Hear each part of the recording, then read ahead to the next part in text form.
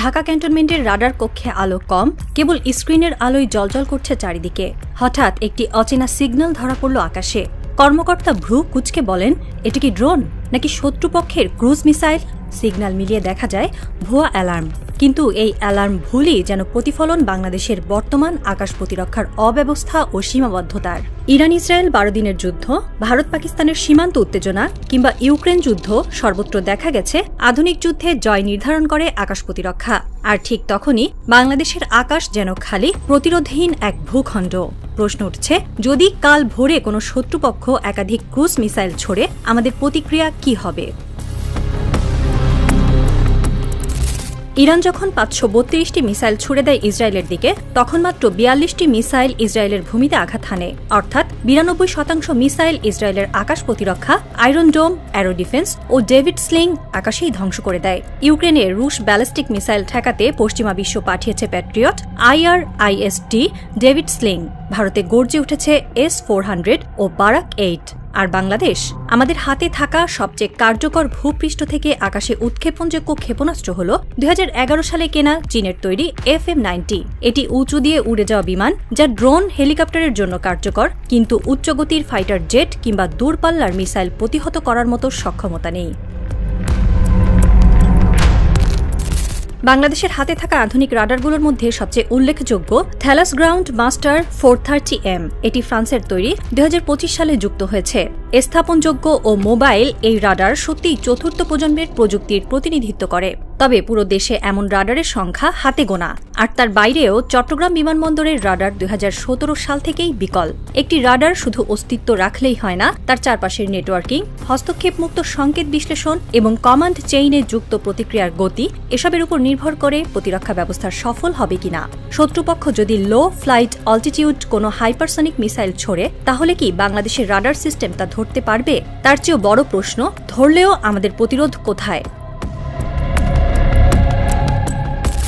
বাংলাদেশের হাতে থাকা সবচেয়ে শক্তিশালী যুদ্ধবিমান ৮টি সোভিয়েত যুগের MiG-29। এই যুদ্ধবিমানগুলো একসময় আধুনিকতার প্রতীক ছিল, কিন্তু এখন তা ইতিহাস।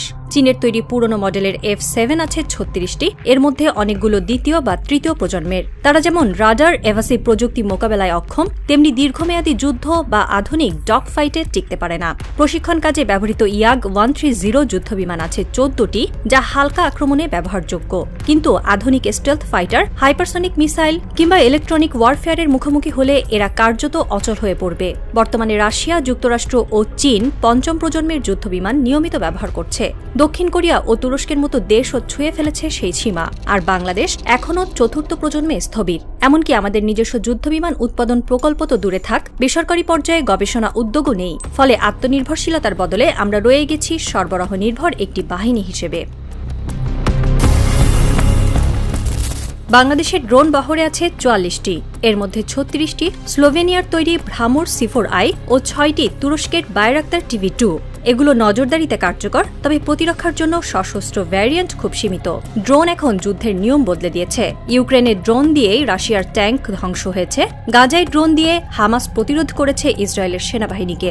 ভারত ইতিমধ্যে ইসরায়েলের হার্পি এবং নিজেদের তৈরি রুস্তম-2 এবং সুইফট UCV ড্রোন দিয়ে সীমান্ত নজরদারি ও যুদ্ধ প্রস্তুতি উভয়েই আধিপত্য তৈরি করেছে। মিয়ানমার তাদের সীমান্তে চীনার সহায়তায় সশস্ত্র ড্রোন মোতায়েন করেছে, যেগুলো রোহিঙ্গা ক্যাম্পের আশেপাশে নজরদারির পাশাপাশি আক্রমণেও সক্ষম। বাংলাদেশ এই দুই দেশের মাঝখানে, কিন্তু আমাদের প্রতিরক্ষায় ড্রোনের ব্যবহার এখনও পর্যবেক্ষণ সীমিত। প্রতিপক্ষ যদি একযোগে সশস্ত্র ড্রোন হামলা চালায়, তখন শুধু নজরদারির ড্রোন দিয়ে প্রতিরোধ সম্ভব নয়। বিশেষজ্ঞরা বলছেন, আধুনিক যুদ্ধক্ষেত্রে সশস্ত্র ড্রোন হচ্ছে গেম চেঞ্জার। বাংলাদেশের মতো সীমিত জনবল ও বাজেটের দেশে এগুলোর চাহিদা আরও বেশি। কম খরচে উচ্চতর প্রতিরোধ গড়ে তুলতে হলে ড্রোন প্রযুক্তি ও নিজস্ব উৎপাদন ব্যবস্থা এখন জরুরি। না হলে আমরা শুধু প্রতিপক্ষের চোখে ওপেন এয়ার স্পেস হয়ে থাকব। বাংলাদেশের আকাশ প্রতিরক্ষা ব্যবস্থা অন্তত এমন হওয়া উচিত যাতে সমুদ্র সীমার ২০০ নটিক্যাল মাইল পর্যন্ত নজরদারি চালানো যায়। এটি শুধু ভূখণ্ড রক্ষা নয়, বরং দেশের অর্থনৈতিক ও কূটনৈতিক নিরাপত্তার জন্য অপরিহার্য। অবসরপ্রাপ্ত air vice marshal Mahmud Hossain একে আখ্যা দিয়েছেন স্ট্র্যাটেজিক ব্লাইন্ডনেস হিসেবে। তার মতে, এই দূরদর্শিতার অভাব আমাদের প্রস্তুতিকে শুধু দুর্বল করছে না, বরং ভবিষ্যতের সম্ভাব্য বিপর্যয়ের দিকে ঠেলে দিচ্ছে। বাংলাদেশে এখনও কোনো বিশ্ববিদ্যালয়ে মিলিটারি স্টাডিজ বিভাগ পর্যন্ত নেই। ভারত পাকিস্তানে যেখানে সর্বোচ্চ মেধাবীরাই প্রতিরক্ষা বাহিনীতে আসেন, বাংলাদেশে সেখানে প্রতিরক্ষা শিক্ষার প্রাতিষ্ঠানিক কাঠামো অনুপস্থিত। এছাড়াও সামরিক গবেষণায় বেসামরিক বিশ্ববিদ্যালয় ও ডিফেন্স সেক্টরের মধ্যে প্রায় শূন্য সমন্বয়, যা বাংলাদেশকে নিজস্ব প্রযুক্তি উন্নয়ন ও ডিজাইন সক্ষমতা থেকে বঞ্চিত করছে। চীন, তুরস্ক এমনকি মিশর পর্যন্ত নিজস্ব ক্ষেপণাস্ত্র ও ড্রোন উৎপাদনে এগিয়ে গেছে। আমরা এখনও আমদানি নির্ভর। সাবেক কর্নেল মোহাম্মদ সোহেল রানা বলেন, ডিফেন্সিভ থাকতে হলেও শক্তিশালী হতে হয়। সেই শক্তি আসে গবেষণা, প্রযুক্তি এবং সুশৃঙ্খল বাজেট বন্টন থেকে, নট কেবল ইউনিফর্মের চাকচিক্য বা সামরিক কুচকাওয়াজ থেকে। আজ যে দেশটির 10 লক্ষাধিক স্কয়ার কিলোমিটার আকাশ সীমা, সেখানকার প্রতিরক্ষা বাজেটের বড় অংশ যদি শুধু গ্ল্যামারাইজেশন বা আমলাতান্ত্রিক প্রদর্শনীতে ব্যয় হয়, তবে আগামী যুদ্ধ বাস্তবেই হতে পারে একতরফা। ফৌজদারহাট সেনানিবাসের উপরে হঠাৎই এক অচেনা শব্দে কেঁপে ওঠে চারপাশ। কমান্ড কক্ষের স্ক্রিনে ভেসে ওঠে একটি দ্রুতগামী বস্তু, যার সংকেত মেলে না কোনো নথিভুক্ত বিমানের সঙ্গে।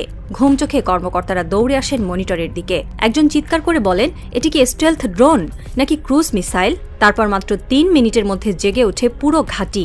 ফৌজদারহাট, চট্টগ্রাম ও কক্সবাজারে থাকা প্রতিরক্ষা ইউনিটে পাঠানো হয় লাল সংকেত, আকাশে অজানা অনুপ্রবেশ, প্রস্তুত থাকুন। ঢাকার প্রতিরক্ষা মন্ত্রণালয়ের কনফারেন্স রুমে আলো জ্বলে ওঠে। চিফ অফ এয়ার স্টাফ ফোনে কথা বলেন, আমাদের নো ফ্লাই জোন কোথা থেকে কোন পর্যন্ত, ট্র্যাকিং চালু করো। 30 মিনিট পর জানা যায় সেটি ছিল একটি কার্গো ফ্লাইট, ভুল পথে ঢুকে পড়েছে। কিন্তু এই ঘটনাই যেন ঘুম ভেঙে দেয় সামরিক বেসামরিক সব মহলের। এটি যদি আসল হামলা হতো, যদি সেই রাতে কার্গো প্লেন নয় একটি ক্রুজ মিসাইল ঢুকে পড়ত, তাহলে বাংলাদেশের একমাত্র পুরনো FM-90 কি পারত সেটা গুলি করে নামাতে? একটি ভুল সংকেতই যদি এতটা বিভ্রান্তি তৈরি করে, তাহলে ভাবুন পরবর্তী যুদ্ধ যখন সত্যি আসবে, আমাদের হাতে কি থাকবে? রাডার, ড্রোন, প্রতিরক্ষা ব্যবস্থা, নাকি কেবল চোখের সামনে ধ্বংস হওয়া আকাশ?